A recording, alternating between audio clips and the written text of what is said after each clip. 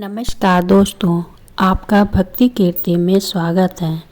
आपने किसी किसी घर में देखा होगा कि बहुत ज़्यादा सब लोग पूजा करते हैं, फिर भी उसका पूरा फल प्राप्त नहीं होता है। आइए जाने क्यों होता है ऐसा, घर में बरकत क्यों नहीं आती है। चलिए जाने।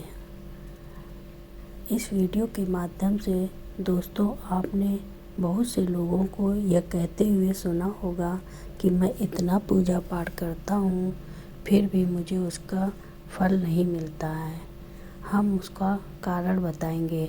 असल में जाने अनजाने में कुछ लोग पूजा के दौरान में कई तरह की गलतियाँ कर बैठते हैं, जिसकी वजह से उन्हें पूजा का पूरा फल नहीं मिल पाता और पूजा अधूरी रह जाती है।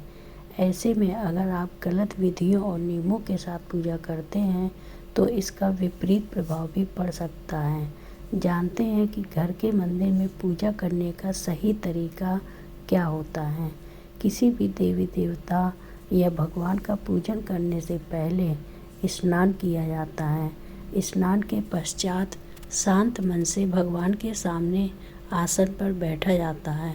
पूजा कभी भी खड़े होकर नहीं करनी चाहिए और न ही खाली फर्श पर बैठकर पूजा करनी चाहिए। कुछ लोग पूजा करते समय ज़मीन पर ही बैठ जाते हैं, जो कि बिल्कुल गलत है। जिस तरह से आपने भगवान को बैठने के लिए आसन दिया है, ठीक उसी प्रकार स्वयं भी आसन पर ही बैठें। शास्त्रों में कंबल और कुश के आसन को पूजा के लिए शुभ माना गया है। इस बात का भी ध्यान रखें कि पूजा का स्थान घर के फर्श से थोड़ा ऊपर होना चाहिए, क्योंकि भगवान अतुल्य और श्रेष्ठ हैं। इसीलिए आप अपनी बराबरी में उनकी पूजा ना करें। पूजा के लिए भगवान को किसी चौकी में या फिर फर्श में ऊंचे स्थान पर स्थापित करें। इसके अलावा पूजा घर में देवी देवताओं की मूर्तियों को कभी भी दीवार से सटाकर नहीं रखनी चाहिए। पूजन करते समय आपका मुंह उत्तर या फिर पूर्व दिशा में होना चाहिए। घर के किसी भी मंदिर में पूजा संपन्न करने के बाद भगवान से अपनी भूल के लिए उनके समक्ष क्षमा जरूर मांगनी चाहिए। इससे परमात्मा आपके द्वारा जाने अनजाने में की गई गलती को क्षमा कर देते हैं और आशीर्वाद देते हैं। पूजा घर हमेशा घर के ईशान कोण में ही रहना चाहिए। पूजा घर में किसी एक देवी देवता की मूर्ति एक से ज़्यादा नहीं होनी चाहिए। घर के मंदिर में किसी भी भगवान की मूर्ति 9 इंच या 22 सेंटीमीटर से छोटी होनी चाहिए। इससे बड़ी प्रतिमा घर में रखना शुभ नहीं माना जाता। बड़ी प्रतिमा को मंदिर में रखना चाहिए। अपने बेडरूम में कभी भी पूजा घर स्थापित ना करें और रात्रि के समय अपने पूजा घर को पर्दे से ढक कर रखें। और पूजा घर में काम में आने वाली सभी चीज़ें जैसे शंख, घंटी, प्रसाद के बर्तन, दीपक, शिवलिंग, जनेऊ और भगवान शालिग्राम को साफ सुथरे कपड़े ऊपर रखना चाहिए। ऐसा नहीं करने पर हर रोज़ पूजा पाठ करने के बाद भी आपको उचित फल नहीं मिल पाता। शास्त्रों में भी बताया गया है कि घर या मंदिर कहीं पर भी यदि आप सूर्यास्त के बाद रात के समय पूजा करते हैं तो इस समय न तो शंख बजाना चाहिए और न ही घंटी बजानी चाहिए। माना जाता है कि सूर्यास्त के बाद देवी देवता शयन के लिए चले जाते हैं और ऐसे में उन्हें जगाना सही नहीं माना जाता। इसीलिए इस बात का सदैव ध्यान रखें कि सूर्यास्त के बाद घंटी और शंख बिल्कुल न बजाएं। अक्सर लोग पूजा करते समय सिर्फ धूप जलाते हैं, लेकिन ये भी गलत है। किसी भी देवी देवता की पूजा करने से पहले दीपक जलाना अनिवार्य माना जाता है। ऐसी मान्यता है कि दीपक भगवान के प्रति हमारी भक्ति भाव, हमारे द्वारा चढ़ाया गया प्रसाद, धूप और अन्य कार्यों का साक्षी होता है। अगर आप पूजा करने से पहले दीपक नहीं जलाते हैं तो भगवान तक आपकी प्रार्थना कभी नहीं पहुंचती है। आजकल ज़्यादातर घरों में अगरबत्ती का इस्तेमाल किया जाता है, परंतु कभी भी पूजा करते वक्त अगरबत्ती का इस्तेमाल नहीं करना चाहिए, क्योंकि अगरबत्ती में बाँस की डंडी का इस्तेमाल किया जाता है। हिंदू शास्त्रों में पूजा में बाँस का इस्तेमाल वर्जित होता है। इसलिए हमेशा पूजा में दीपक का इस्तेमाल करना चाहिए। अपने मंदिर या पूजा घर में कभी भी नग्न मूर्तियाँ न रखें। देवताओं को वस्त्र सिलकर ही पहनाकर आजकल बाज़ार में भी देवी देवता के वस्त्र उपलब्ध हैं, चाहें तो बाज़ार से ले सकते हैं। हमेशा देवता की पसंद के अनुसार या शुद्धता को ध्यान में रखते हुए ही वस्त्र धारण करवाना चाहिए। सूर्य, गणेश, दुर्गा, शिव और विष्णु यह पंचदेव कहलाते हैं। इनकी पूजा सभी कार्यों में अनिवार्य रूप से की जाती है। प्रतिदिन पूजा करते समय इन 5 देवों का ध्यान अवश्य करना चाहिए। इससे माता लक्ष्मी की कृपा और समृद्धि बनी रहती है। आप चाहे किसी भी देवी देवता का पूजन कर रहे हों, लेकिन सर्वप्रथम हमेशा भगवान गणेश को ही प्रणाम किया जाता है। किसी भी हवन या किसी भी शुभ कार्य की शुरुआत में भगवान गणेश को प्रणाम करके ही की जाती है। ऐसा कहा जाता है कि भगवान गणेश को प्रणाम किए बिना पूजा करने से उसके फल की प्राप्ति नहीं होती है। बिना सिर ढके पूजा नहीं करनी चाहिए। मानते हैं कि बिना सिर ढके पूजा करने से इसका पूर्ण फल आपको प्राप्त नहीं होता है। पूजा के दौरान सिर ढकना भगवान के प्रति श्रद्धा भाव को दर्शाता है। पूजा के दौरान सिर ढकने का धार्मिक कारण, वैज्ञानिक कारण भी बताए गए हैं। इसीलिए स्त्री हो या पुरुष पूजा के दौरान सिर जरूर ढकें। कभी भी भगवान को एक हाथ से प्रणाम नहीं करना चाहिए। हमेशा पूरी तरह से झुककर दोनों हाथों से प्रणाम करना चाहिए। जब भी आप पूजा करने किसी मंदिर में जाते हैं तो आपको मंदिर में जो प्रसाद मिलता है उसे मंदिर में ही खाना चाहिए। भले ही आप उस प्रसाद का थोड़ा सा हिस्सा ही मंदिर में खा लें, बाकी हिस्सा घर ले जाने के लिए रख सकते हैं। यह ईश्वर के प्रति आपकी श्रद्धा का प्रतीक है। आप जब भी मंदिर जाते हैं तो आपको एक बार घंटा जरूर बजाना चाहिए। ऐसा माना जाता है कि घंटा बजाने से आपका संदेश सीधा ईश्वर तक पहुंचता है। घर में पूजा करने के बाद शंख घंटी को बजाना महत्वपूर्ण माना जाता है। इससे घर में सकारात्मकता ऊर्जा आती है। हमेशा इस बात का ध्यान रखें कि कभी भी दीपक से दीपक नहीं जलाना चाहिए। शास्त्रों के अनुसार जो व्यक्ति दीपक से दीपक जलाते हैं वह रोगी ही होते हैं। नहाने से पहले ही भगवान को चढ़ाने के फूल को तोड़ लेना चाहिए। नहाने के बाद फूल तोड़ने पर स्वयं को चढ़ाया हुआ माना जाता है, ऐसा शास्त्रों में कहा गया है। पूजा पाठ करते समय या फिर किसी भी समय दीपक, शंख, भगवान की मूर्ति या तस्वीर, सोने के आभूषण और शालिग्राम को कभी भी सीधे जमीन या फर्श पर नहीं रखना चाहिए। घर या मंदिर में पूजा के समय भगवान की आरती करते समय भगवान विष्णु के सामने 12 बार सूर्य देव के सामने, 7 बार देवी दुर्गा के सामने, 9 बार शंकर भगवान के सामने, 11 बार और गणेश जी के सामने 4 बार आरती घुमानी चाहिए। इससे पूजा पाठ का सकारात्मक फल मिलता है। आपको किसी भी मंत्र का जाप करने के पश्चात आसन के नीचे की भूमि को स्पर्श कर नेत्रों से लगाना चाहिए। इससे आपको जाप के पूर्ण फल प्राप्त होते हैं।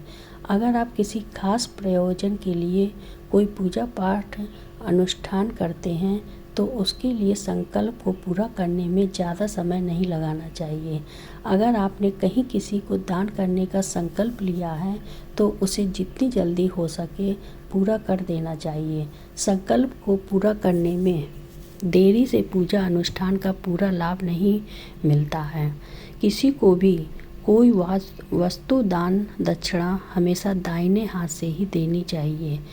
एकादशी, अमावस्या, कृष्ण चतुर्दशी, पूर्णिमा व्रत तथा श्राद्ध के दिन बाल और दाढ़ी नहीं बनाने चाहिए। जिन लोगों को संकल्प हो चुका है उन्हें बिना जनेऊ पहने पूजा पाठ या किसी भी तरह का अनुष्ठान नहीं करना चाहिए, क्योंकि बिना जनेऊ धारण किए जो भी धार्मिक कार्य किया जाता है वह निष्फल हो जाता है। सभी हिंदू घरों में पूजा पाठ या अन्य धार्मिक कार्य में इस्तेमाल करने के लिए गंगा जल रखा जाता है। लेकिन क्या आपको पता है कि प्लास्टिक की बोतल में या किसी अपवित्र धातु के बर्तन जैसे कि एल्युमिनियम और लोहे के बने बर्तन में गंगा जल नहीं रखना चाहिए। गंगा जल तांबे के बर्तन में रखना शुभ रहता है। अगर आप पूजा करने के लिए मंदिर जा रहे हैं तो आपको हमेशा घर से लोटे में जल ले जाना चाहिए। कभी भी मंदिर में रखे जल से ईश्वर का जलाभिषेक नहीं करना चाहिए। जब भी आप जल चढ़ाकर मंदिर से वापस आएं तब आपको ध्यान देना है कि जल का लोटा कभी भी खाली घर वापस ना लाएं। यदि आप जल भरकर मंदिर से वापस लौट आते हैं तो इससे शुभ फलों की प्राप्ति होती है। आपको हर रोज़ लक्ष्मी स्तोत्र का कनक धारा स्तोत्र का पाठ अवश्य करना चाहिए। यह धन प्राप्ति और धन संचय करने में विशेष फलदायी माना जाता है। यह एक चमत्कारिक स्रोत है जिसके पाठ से माता लक्ष्मी की आप पर कृपा बनी रहती है। इस स्तोत्र की खासियत यह है कि किसी भी विशेष माला या पूजा पाठ की मांग नहीं करता है। पूजा अर्चना करने के बाद आप इनका पाठ कर सकते हैं। हर रोज़ लक्ष्मी स्तोत्र का कनक धारा स्तोत्र का पाठ अवश्य करें, जिससे आपकी उन्नति होगी और धन की बचत भी होगी। वास्तुशास्त्र के अनुसार बहुत से लोग की आदत होती है कि खाना खाते समय पढ़ाई या काम की चीज़ें करते हैं। यह बहुत अशुभ माना जाता है। इस आदत से बचें। आपके धन के साथ साथ कई चीज़ों के लिए नुकसानदायक साबित हो सकता है। खाना खाते ही पाचन क्रिया शुरू हो जाती है। अगर आप खाते समय पढ़ाई या फिर काम करते हैं तो इसका असर आपकी पाचन शक्ति पर भी पड़ता है, जिससे स्वास्थ्य संबंधी कई समस्याएं बननी शुरू हो जाती हैं। इसलिए आप इस आदत से बचें। भोजन की थाली। भोजन का क्या नियम है? भोजन की थाली को हमेशा चौक या टेबल पर सम्मान के साथ रखें। खाने की थाली को कभी भी एक हाथ से ना पकड़ें। ऐसा करने से खाना प्रेत योनि में चला जाता है। भोजन करने के बाद थाली में ही हाथ न धोएं। थाली में कभी जूठन न छोड़ें। भोजन करने के बाद थाली को कभी किचन स्टैंड, पलंग या टेबल के नीचे न रखें, ऊपर भी न रखें। रात्रि में भोजन के जूठे बर्तन घर में न रखें। भोजन करने से पूर्व देवताओं का ध्यान अवश्य करें। भोजन करते वक्त वार्तालाप या क्रोध न करें। परिवार के सदस्यों के साथ बैठकर भोजन करें।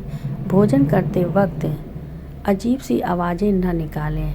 रात में चावल, दही और सत्तू का सेवन करने से लक्ष्मी का निरादर होता है। अतः समृद्धि चाहने वालों को तथा जिन व्यक्तियों को आर्थिक कष्ट रहते हों उन्हें इनका सेवन रात के भोजन में नहीं करना चाहिए। भोजन सदैव पूर्व या उत्तर की ओर मुख करके करना चाहिए। संभव हो तो रसोई घर में ही बैठकर भोजन करें। इससे राहु शांत होता है। जूते पहने हुए कभी भोजन नहीं करना चाहिए। सुबह कुल्ला किए बिना पानी या चाय न पिएं। जूठे हाथों से या पैरों से कभी गौ, ब्राह्मण और अग्नि का स्पर्श न करें। टपकता नल तुरंत ठीक करवाएं। नल से पानी का टपकना आर्थिक क्षति का संकेत है। टपकते नल को जल्द से जल्द ठीक करवाएं। घर में किसी भी बर्तन से पानी रिस रहा हो तो उसे भी ठीक करवाएं। छत पर रखी पानी की टंकी से पानी बहता है तो उसे भी ठीक करवाएं। क्रोध कलह से बचें। घर में क्रोध, कलह और रोना धोना आर्थिक समृद्धि व ऐश्वर्य का नाश कर देता है। इसलिए घर में कलह क्लेश पैदा न होने दें। आपस में प्रेम और प्यार बनाए रखने के लिए एक दूसरे की भावनाओं को समझें और परिवार के लोगों को सुनने और समझने की क्षमता बढ़ाएं। अपने विचारों के अनुसार घर चलाने का प्रयास न करें। सभी के विचारों का सम्मान करें। घर के हर सदस्य का। घर की सफाई। कभी भी ब्रह्म मुहूर्त या संध्या काल को झाड़ू नहीं लगाना चाहिए। झाड़ू को ऐसी जगह रखें जहां किसी अतिथि की नज़र न पहुंचे। झाड़ू को पलंग के नीचे न रखें। घर को साफ सुथरा और सुंदर बनाकर रखें। घर के चारों कोने साफ हों, खासकर ईशान, उत्तर और वायव्य कोण को हमेशा खाली और साफ रखें। आर्थिक स्थिति के लिए बेहतर नहीं होता है। प्रयोग करने के बाद उसे कपड़े से सुखाने का प्रयास करना चाहिए। दक्षिण और पश्चिम दिशा खाली या हल्का रखना करियर में स्थिरता के लिए शुभ नहीं है, इसलिए इस दिशा को खाली न रखें। घर में काले, कत्थई, मटमैले, जामुनी और बैंगनी रंग का इस्तेमाल न करें, चाहे चादर, पर्दे हों या दीवालों का रंग। घर में सीढ़ियों को पूर्व से पश्चिम या उत्तर से दक्षिण की ओर ही बनवाएं। कभी भी उत्तर पूर्व में सीढ़ियां न बनवाएं। घर में फर्श, दीवार या छत पर दरार न पड़ने दें। अगर ऐसा हो तो उन्हें तुरंत भरवा दें। घर में दरारों का होना अशुभ माना जाता है। एक आदत आप यह भी बना लें कि सुबह शाम पूजा पाठ करते समय जब आरती करें तो कपूर को जलाकर करें। मान्यता है कि कपूर की गंध वातावरण में तेजी से फैलती और सकारात्मक दैवी ऊर्जा को आकर्षित करती है। कपूर से निकलने वाला धुआं ब्रह्मांडीय शक्ति से जुड़ता है, जो घर के पूजा स्थल तक का मार्ग प्रशस्त करता है। ऐसा करने से जीवन में उन्नति आती है और करियर में तरक्की के योग भी बनते हैं। पूजा घर और तिजोरी। पूजा घर और तिजोरी। घर में अगर पूजा घर नहीं हो तो किसी लाल किताब के विशेषज्ञ से पूछकर ही पूजा घर बनवाएं। यदि वह बनाने की छूट देता है तो किसी वास्तुशास्त्री से संपर्क करके ही पूजा घर बनवाएं, क्योंकि किसी की कुंडली के अनुसार घर में पूजा घर रखना नुकसानदायक होता है। किसी देवी देवता की एक से ज़्यादा मूर्ति या तस्वीर न रखें। पूजा घर के अलावा देवी या देवता की मूर्ति या चित्र घर के अन्य किसी हिस्से में न लगाएं। किसी भी देवता की तस्वीरें ऐसे न लगाएं। दो तस्वीरें ऐसे न लगाएं कि उनका मुंह आमने सामने हो। देवी देवताओं की तस्वीर कभी निश्चित कोण में न लगाएं, वरना कोर्ट कचहरी के मामलों में फंसने की पूरी आशंका रहती है। तिजोरी में हल्दी की कुछ गांठ एक पीले वस्त्र में बांधकर रखें। साथ में कुछ कौड़ियाँ और चांदी, तांबे आदि के सिक्के भी रखें। कुछ चावल पीले करके तिजोरी में रखें। तिजोरी में इत्र की शीशी, चंदन की बट्टी, अगरबत्ती का पैकेट भी रख सकते हैं, जिससे उसमें सुगंध बनी रहेगी। घर में देवी देवताओं पर चढ़ाए गए फूल या हार के सूख जाने पर भी उन्हें घर में रखना अलाभकारी होता है। संध्या काल में मौन रहें।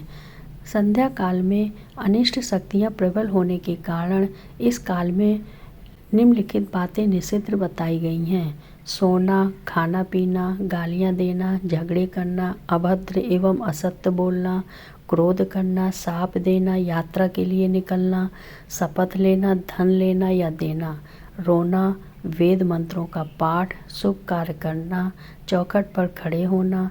उपरोक्त नियम का पालन नहीं करने से जहाँ एक ओर बरकत चली जाती है, वहीं व्यक्ति कई तरह के संकटों से घिर जाता है। जहाँ मंदिर सेवन, स्त्री अपमान, तामसिक भोजन और अनैतिक कृत्यों को महत्व दिया जाता है, उनका धन दवाखाने, जेलखाने और पागलखाने में ही खर्च होता रहता है। यदि आप धन की इच्छा रखते हैं तो सबसे पहले हनुमान जी से अपने पापों की क्षमा मांगकर प्रतिदिन हनुमान चालीसा पढ़ते रहें। 5 मंगलवार पान के पत्ते पर आटे का दिया जलाकर उनके मंदिर में रख आएं। हनुमान जी की कृपा हुई तो पहले ग्रह और ग्रह दशा में सुधार होगा और फिर धन प्राप्ति के मार्ग खुलेंगे। द्वार देहरी पूजा। घर की वस्तुओं को वास्तु के अनुसार रखकर प्रतिदिन घर को साफ और स्वच्छ कर प्रतिदिन देहरी पूजा करें। घर के बाहर चौखट के आसपास स्वास्तिक बनाएं और कुमकुम हल्दी डालकर उसकी दीपक से आरती करें। इसी के साथ ही प्रतिदिन सुबह और शाम को कपूर भी जलाएं और घर के वातावरण को सुगंधित बनाएं। जो नित्य चौखट की पूजा करते हैं, देहरी के आसपास घी के दीपक जलाते हैं, उनके घर में स्थायी लक्ष्मी निवास करती है। घर के बाहर शुद्ध केसर से स्वास्तिक का निर्माण करके उस पर पीले पुष्प और अक्षत चढ़ाएं। घर में लक्ष्मी का आगमन होगा। पीपल की पूजा। पीपल में देवताओं का वास होता है। पीपल को सिर्फ शनिवार को ही छूना चाहिए। शनिवार को पीपल के वृक्ष में काले तिल, कच्चा दूध, गंगाजल, शहद, गुड़ को स्टील या चांदी के बर्तन में डालकर अर्पित करें। सरसों के तेल का दीपक जलाएं। बस यह कार्य प्रत्येक शनिवार को करते रहें तो धीरे धीरे दुर्भाग्य दूर होता जाएगा। पीपल के वृक्ष की जड़ में तेल का दीपक जला दें, फिर वापस घर आ जाएं और पीछे मुड़कर न देखें। इससे आपको धन लाभ के साथ ही हर बिगड़ा करने लगेगा। केसर और कपूर। श्री महालक्ष्मी का ध्यान करके मस्तक पर शुद्ध केसर का तिलक लगाएं। धन लाभ के समाचार मिलेंगे। प्रतिदिन सुबह और शाम को कपूर जलाएं।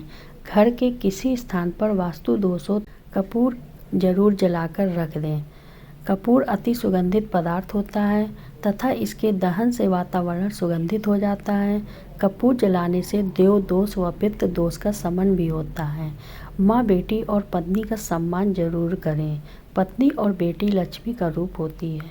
भूल कर भी इन्हें न धुतकारें, न कोसें, न ही कोई अशुभ वचन कहें। माँ को साक्षात देवी पार्वती माना गया है। माँ को दुखी रखने वाला कभी जीवन में सुखी रह ही नहीं सकता। पत्नी और बेटी के दुखी रखने में आप कभी सुखी नहीं रह सकते। एक बार यदि पत्नी रोती हुई अपने माता पिता के घर चली गई तो याद रहे इस पाप कर्म से आपके घर की बरकत भी चली जाती है। धन, वस्त्र व मान देकर पत्नी को मनाएं। पोछा लगाना। सप्ताह में एक बार गुरुवार को छोड़कर समुद्री नमक से पोछा लगाने से घर में शांति रहती है। घर की सारी नकारात्मक ऊर्जा समाप्त होकर घर में झगड़े भी नहीं होते हैं और लक्ष्मी का वास स्थायी रूप से रहता है। अगर पर्याप्त पैसा कमाने के बाद भी धन संचय नहीं हो रहा है तो काले कुत्ते को प्रत्येक शनिवार को सरसों के तेल से चुपड़ी रोटी खिलाएं। शाम के समय सोना, पढ़ना और भोजन करना निषिद्ध है। सोने से पूर्व पैरों को ठंडे पानी से धोना चाहिए, किंतु गीले पैर नहीं सोना चाहिए, इससे धन का नाश होता है।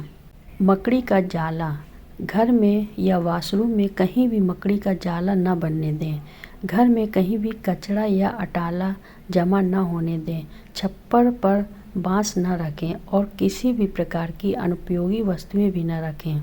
वास्तुशास्त्र के अनुसार अगर हर रोज़ घर की साफ सफाई करते समय पानी में समुद्री नमक डालकर पोछा लगाया जाता है तो घर से नकारात्मक ऊर्जा दूर होती है और सकारात्मक ऊर्जा का प्रवाह बन जाता है।